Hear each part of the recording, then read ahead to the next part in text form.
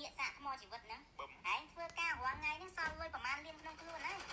ចូលឆ្នាំហ្នឹងក៏អត់ឃើញក្បាលឯងមកអើតស្រុកមកអើតផ្ទះទេហែងត្រៀមខ្លួនឲ្យហើយអញផ្ដិតមេដៃកាត់ការឯងចោលហើយកុំជូរឪឯងចូលជួយអញវាយទាំងឪឯងទៀតកំពុងតរលេះមិនដឹងវាយរឿងអីផងជីវិតឯងហ្នឹងក៏វាទុកសោកសម្បាម៉េចបន្តិចសាក់ថ្មជីវិតបន្តិចអស់ថ្មឥឡូវកុំអោយបបាក់អញសុកចិត្តធ្វើ power bank មកលៀនអំពែអញសាក់ជីវិតឯងភ្លឺដល់ចិត្តក្រោយហ្មងឯងចង់ដឹងសាក់មើលឯងរាល់ថ្ងៃហ្នឹងមានចេះខ្មាស់គេដែរគេអាយុសបាឡើងគេសល់លុយរាប់ម៉ឺនរាប់ពាន់លានដុល្លារគេចាប់ផ្ដើមពីបាត់ដៃទៅទេអង្គមកគ្រាប់ឲ្យគត់បើលឹមឡើងគេមិនហ៊ានចំណាយពេលខ្ជះខ្ជាយទៅបាត់ដៃបាត់ជើងផងគេសុកចិត្តបាញ់អាចចេញតាមរុនរោមម៉ែអស់នៅថ្ងៃឡើងមិនទាន់គេស៊ីបាយហើយភ្លាមគេរត់ម៉ារ៉ាតុងភ្លាមយប់ឡើងគេមិនដែលដេកបិទភ្នែកទាំងសងខាងទេបើកមកចំហៀងបិទមកចំហៀងឯងនេះដេកបិទភ្នែកទាំងសងខាងឯងមានមើលគេដែរអញអត់ចេះនិយាយច្រើនទេអញនិយាយតែមួយម៉ាត់គត់អញឲ្យជំរឿសឯងរើសខ្លួនឯងដាច់ខាតឯងអត់មានទៅសៀមរាបបានទេខ្ញុំចង់និយាយថាទៅលេងសៀមរាបនឹងទៅលេងមកគ្រួ